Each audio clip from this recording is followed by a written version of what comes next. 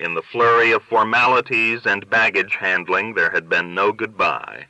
Worse, there had been no tip. The Liu notes Bech had set aside were still folded in his wallet, and his start of guilt gave way as the runways and dark fields tilted and dwindled under him to a vengeful satisfaction and glad sense of release. Clouds blotted out the country. He realized that for 4 days he had been afraid. The man next to him, a portly Slav whose bald brow was beaded with apprehensive sweat, turned and confided something unintelligible, and Bech said, "Pardon, je ne comprends pas. Je suis américain." The Bulgarian Poetess. "Your poems, are they difficult?" She smiled, and, unaccustomed to speaking English, answered carefully, drawing a line in the air with 2 delicately pinched fingers holding an imaginary pen. "They are difficult to write." He laughed, startled and charmed. "But not to read?" She seemed puzzled by his laugh, but did not withdraw her smile, though its corners deepened in a defensive, feminine way.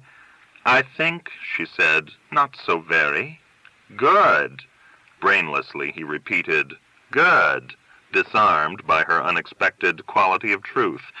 He was himself a writer, this 40-ish young man, Henry Bech, with his thinning curly hair and melancholy Jewish nose, the author of 1 good book and 3 others, the good one having come first.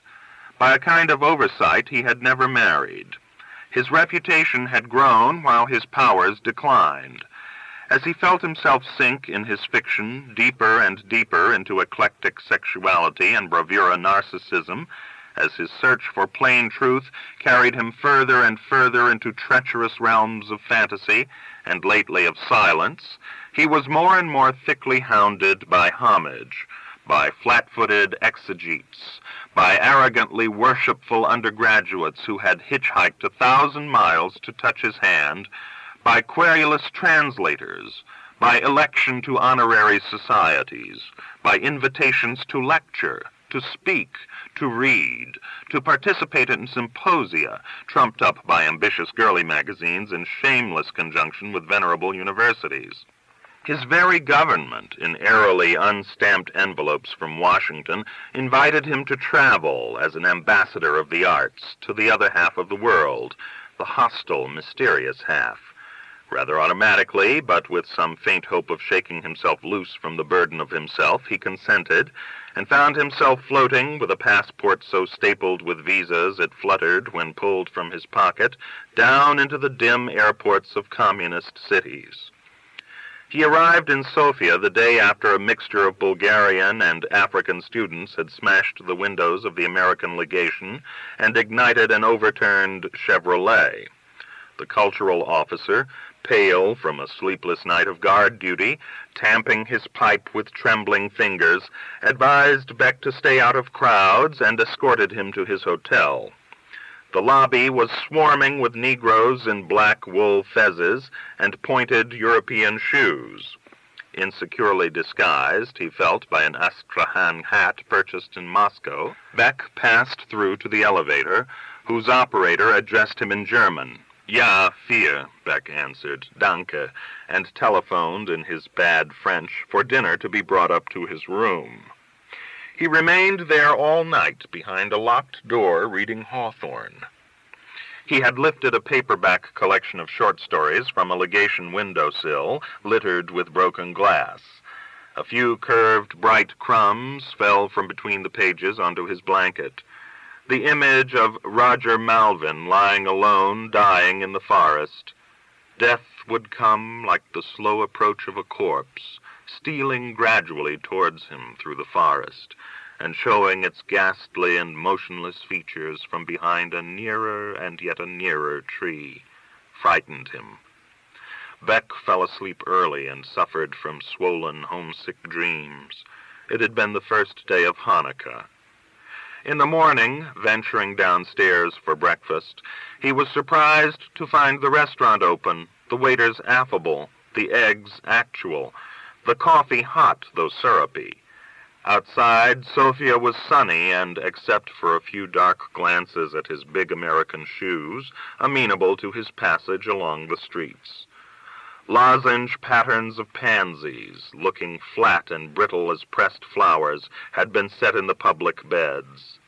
Women with a touch of Western chic walked hatless in the park behind the mausoleum of Georgy Dimitrov. There was a mosque and an assortment of trolley cars salvaged from the remotest corner of Bech's childhood, and a tree that talked. That is, it was so full of birds that it swayed under their weight and emitted volumes of chirping sound like a great leafy loudspeaker. It was the inverse of his hotel, whose silent walls presumably contained listening microphones. Electricity was somewhat enchanted in the socialist world. Lights flickered off untouched, and radios turned themselves on. Telephones rang in the dead of the night and breathed wordlessly in his ear.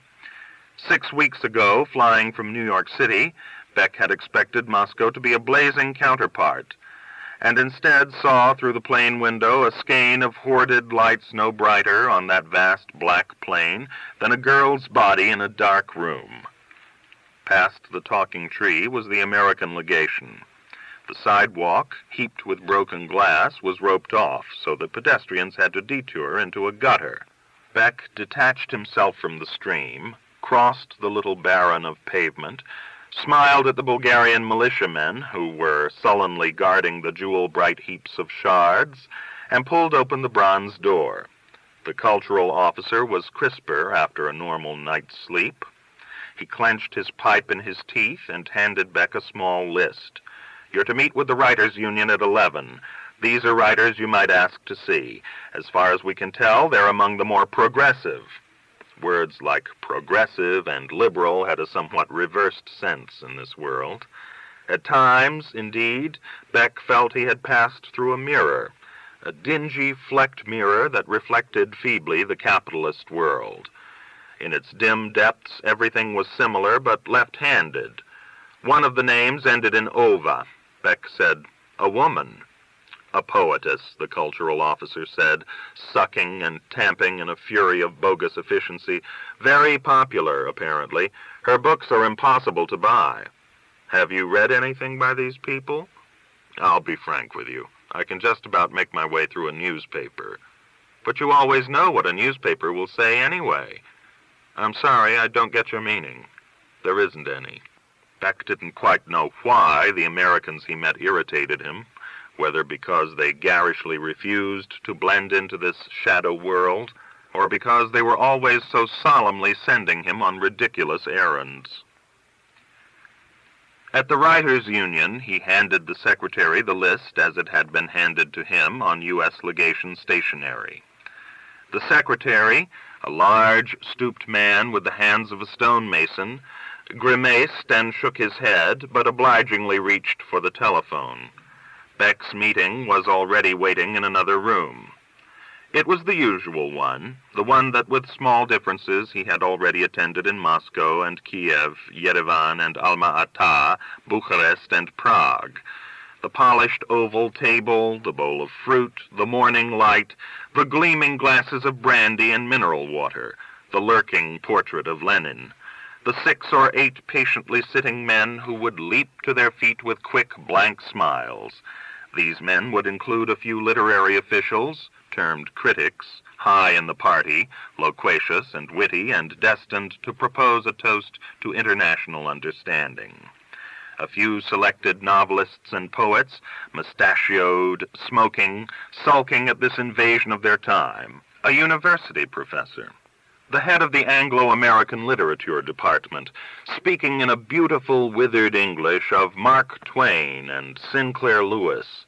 A young interpreter with a moist handshake. A shaggy old journalist, obsequiously scribbling notes. And on the rim of the group, in chairs placed to suggest that they had invited themselves, 1 or 2 gentlemen of ill-defined status, fidgety and tieless, maverick translators who would turn out to be the only ones present who had ever read a word by Henry Bech. Here this type was represented by a stout man in a tweed coat, leather-patched at the elbows, in the British style. The whites of his eyes were distinctly red. He shook Bech's hand eagerly, made of it almost an embrace of reunion, bending his face so close that Bech could distinguish the smells of tobacco, garlic, cheese, and alcohol. Even as they were seating themselves around the table, and the Writers' Union chairman, a man elegantly bald with very pale eyelashes, was touching his brandy glass as if to lift it, this anxious, red-eyed interloper blurted at Bech, "Your travel light was so marvelous a book. The motels, the highways, the young girls with their lovers who were motorcyclists, so marvelous, so American. The youth, the adoration for space and speed, the barbarity of the advertisements in neon lighting, the very poetry. It takes us truly into another dimension." Travel Light was the first novel, the famous one. Bech disliked discussing it. At home, he said, it was criticized as despairing. The man's hands, stained orange with tobacco, lifted in amazement and plopped noisily to his knees. "No, no, 1,000 times. Truth, wonder, terror even. Vulgarity, yes, but despair, no, not at all, not one iota. Your critics are dead wrong." "Thank you." The chairman softly cleared his throat and lifted his glass an inch from the table, so that it formed with its reflection a kind of playing card. Bech's admirer excitedly persisted. "You are not a wet writer, no? You are a dry writer, yes? You have the expressions, am I wrong in English, dry, hard?" "More or less." "I want to translate you." It was the agonized cry of a condemned man, for the chairman coldly lifted his glass to the height of his eyes, and like a firing squad, the others followed suit. Blinking his white lashes, the chairman gazed mistily in the direction of the sudden silence, and spoke in Bulgarian. The young interpreter murmured in Bech's ear, "I wish to propose now a very brief toast. I know it will seem doubly brief to our honored American guest, who has so recently enjoyed the hospitality of our Soviet comrades." There must have been a joke here, for the rest of the table laughed. "But in seriousness, permit me to say that in our country we have seen in years past too few Americans of Mr. Bech's progressive and sympathetic stripe. We hope in the next hour to learn from him much that is interesting and socially useful about the literature of his large country, and perhaps we may in turn inform him of our own proud literature, of which perhaps he knows regrettably little. So let me finally then, since there is a saying that too long a courtship spoils the marriage, offer to drink in our native plum brandy, Slivovica, firstly to the success of his visit, and in the second place to the mutual increase of international understanding." "Thank you," Bech said, and as a courtesy drained his glass. It was wrong. The others, having merely sipped, stared. The purple burning revolved in Bech's stomach, and a severe distaste for himself, for his role, for this entire artificial and futile process, focused into a small brown spot on a pear in the bowl so shiningly posed before his eyes. The red-eyed fool, smelling of cheese, was ornamenting the toast. "It is a personal honor for me to meet the man who, in Travel Light, truly added a new dimension to American prose. The book was written," Bech said, 10 years ago. "And since?" A slumping, mustached man sat up and sprang into English. "Since you have written what?" Bech had been asked that question often in these weeks, and his answer had grown curt. "A second novel called Brother Pig, which is St. Bernard's expression for the body." "Good. Yes, and?"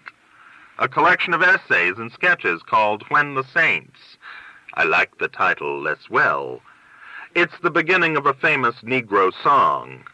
"We know the song," another man said, a smaller man, with the tense, dented mouth of a hare. He lightly sang, Lordy, I just want to be in that number. And the last book, Bech said, was a long novel called The Chosen that took 5 years to write and that nobody liked. I have read reviews, the red-eyed man said. I have not read the book. Copies are difficult here. I'll give you one, Bech said. The promise seemed somehow to make the recipient unfortunately conspicuous. Bringing his stained hands, he appeared to swell in size, to intrude grotesquely upon the inner ring, so that the interpreter took it upon himself to whisper with the haste of an apology into Bech's ear, "This gentleman is well known as the translator into our language of Alice in Wonderland." "A marvelous book," the translator said, deflating in relief, pulling at his pockets for a cigarette. "It truly takes us into another dimension, something that must be done. We live in a new cosmos." The chairman spoke in Bulgarian, musically, at length. There was polite laughter. Nobody translated for Bech. The professorial type, his hair like a flaxen toupee, jerked forward. "Tell me, is it true as I have read," his phrases whistled slightly, like rusty machinery, "that the stock of Sinclair Lewis has plummeted under the Salinger wave?" And so it went. Here as in Kiev, Prague, and Alma-Ata, the same questions, more or less predictable, and his own answers, terribly familiar to him by now, mechanical, stale, irrelevant, untrue, claustrophobic. Then the door opened. In came, with the rosy air of a woman fresh from a bath, a little breathless, having hurried, hatless, a woman in a blonde coat, her hair also blonde. The secretary entering behind her seemed to make a cherishing space around her with his large, curved hands. He introduced her to Bech as Vera Somethingova, the poetess he had asked to meet. None of the others on the list, he explained, had answered their telephones. "Aren't you kind to come?" As Bech asked it, it was a genuine question, to which he expected some sort of an answer. She spoke to the interpreter in Bulgarian. "She says," the interpreter told Bech, "she is sorry she is so late." "But she was just called." In the warmth of his confusion and pleasure, Bech turned to speak directly to her, forgetting that he would not be understood. "I'm terribly sorry to have interrupted your morning." "I am pleased," she said, "to meet you. I heard of you spoken in France." "You speak English?" "No, very little amount." "But you do." A chair was brought for her from a corner of the room. She yielded her coat, revealing herself in a suit also blonde, as if her clothes were an aspect of a total consistency. She sat down opposite Bech, crossing her legs. Her legs were visibly good. Her face was perceptibly broad. Lowering her lids, she tugged her skirt to the curve of her knee. It was his sense of her having hurried to him, and of being still graciously flustered, that most touched him. He spoke to her very clearly across the fruit, fearful of abusing and breaking the fragile bridge of her English. "You are a poetess. When I was young, I also wrote poems." She was silent so long he thought she would never answer. But then she smiled and pronounced, "You are not old now? Your poems, are they difficult?" "They are difficult to write, but not to read? I think not so very. Good, good." Despite the decay of his career, Bech had retained an absolute faith in his instincts. He never doubted that somewhere an ideal course was open to him, and that his intuitions were pre-dealt clues to his destiny. He had loved, briefly or long, with or without consummation, perhaps a dozen women. Yet all of them, he now saw, shared the trait of approximation, of narrowly missing an undisclosed prototype. The surprise he felt did not have to do with the appearance, at last, of this central woman. He had always expected her to appear. What he had not expected was her appearance here, in this remote and abused nation, in this room of morning light, where he discovered a small knife in his fingers, and on the table before him, golden and moist, a precisely divided pear. Men traveling alone develop a romantic vertigo. Bech had already fallen in love with a freckled embassy wife in Prague, a buck-toothed chanteuse in Romania, a stolid Mongolian sculptress in Kazakhstan. In the Tretyakov Gallery, he had fallen in love with a recumbent statue, and at the Moscow Ballet School with an entire roomful of girls. Entering the room, he had been struck by the aroma, tenderly acrid, of young female sweat, 16 and 17, wearing patchy practice suits. The girls were twirling so strenuously their slippers were unraveling.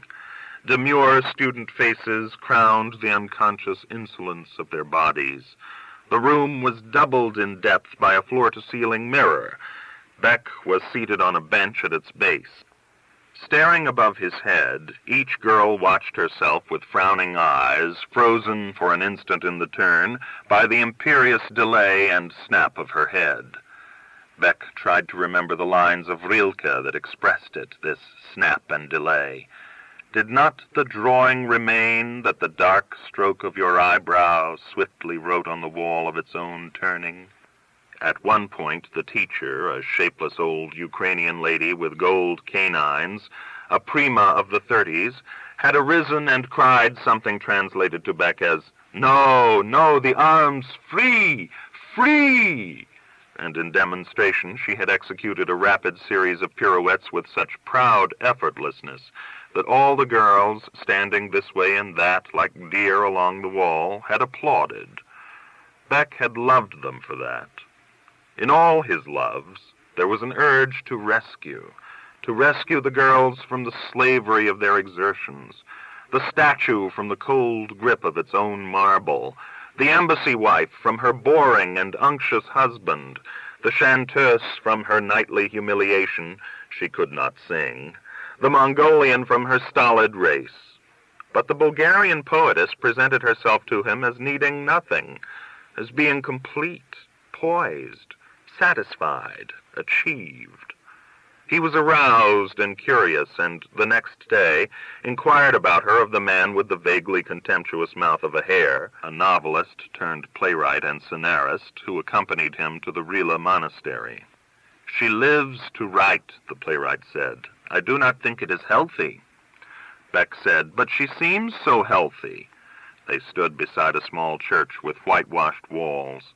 From the outside, it looked like a hovel, a shelter for pigs or chickens. For 5 centuries, the Turks had ruled Bulgaria, and the Christian churches, however richly adorned within, had humble exteriors. A peasant woman with wildly snarled hair unlocked the door for them. Though the church could hardly ever have held more than 30 worshippers, it was divided into 3 parts, and every inch of wall was covered with 18th century frescoes. Those in the narthex depicted a hell where the devils wielded scimitars. Passing through the tiny nave, Bech peeked through the iconostasis into the screened area that, in the symbolism of Orthodox architecture, represented the hidden world, paradise. He glimpsed a row of books, an easy chair, a pair of ancient oval spectacles. Outdoors again, he felt released from the unpleasantly tight atmosphere of a children's book. They were on the side of a hill. Above them was a stand of pines whose trunks were shelled with ice. Below them sprawled the monastery, a citadel of Bulgarian national feeling during the years of the Turkish yoke. The last monks had been moved out in 1961. An aimless, soft rain was falling in these mountains, and there were not many German tourists today. Across the valley, whose little silver river still turned a water wheel, a motionless white horse stood silhouetted against a green meadow, pinned there like a brooch.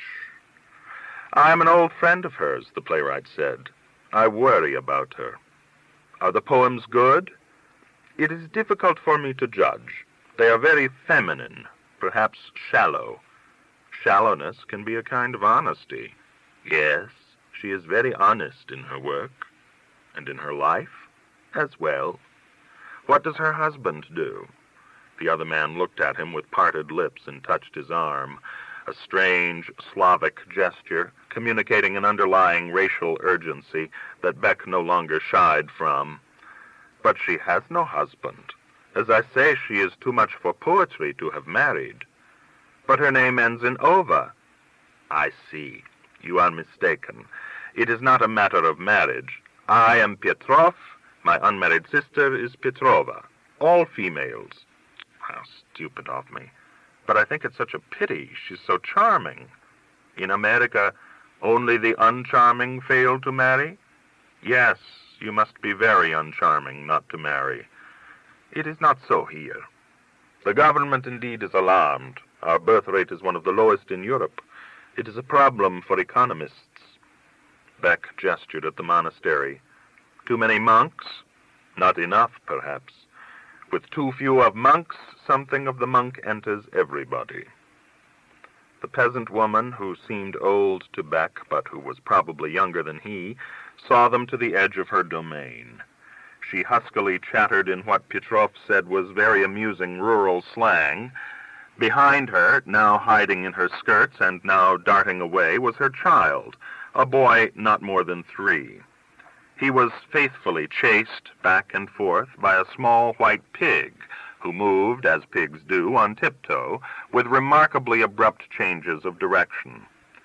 Something in the scene, in the open glee of the woman's parting smile, and the unself-conscious way her hair thrust out from her head, something in the mountain mist and spongy, rutted turf into which frost had begun to break at night, evoked for Bech a nameless absence to which was attached, like a horse to a meadow, the image of the poetess, with her broad face, her good legs, her Parisian clothes, and her sleekly brushed hair.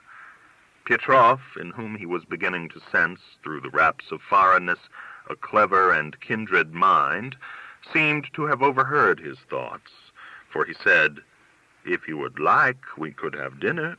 It would be easy for me to arrange." "With her?" "Yes, she is my friend. She would be glad." "But I have nothing to say to her. I'm just curious about such an intense conjunction of good looks and brains. I mean, what does a soul do with it all?" "You may ask her. Tomorrow night?" "I'm sorry, I can't. I'm scheduled to go to the ballet, and the next night the legation is giving a cocktail party for me, and then I fly home." "Home? So soon?" "It does not feel soon to me. I must try to work again." "A drink, then. Tomorrow evening, before the ballet. It is possible? It is not possible?"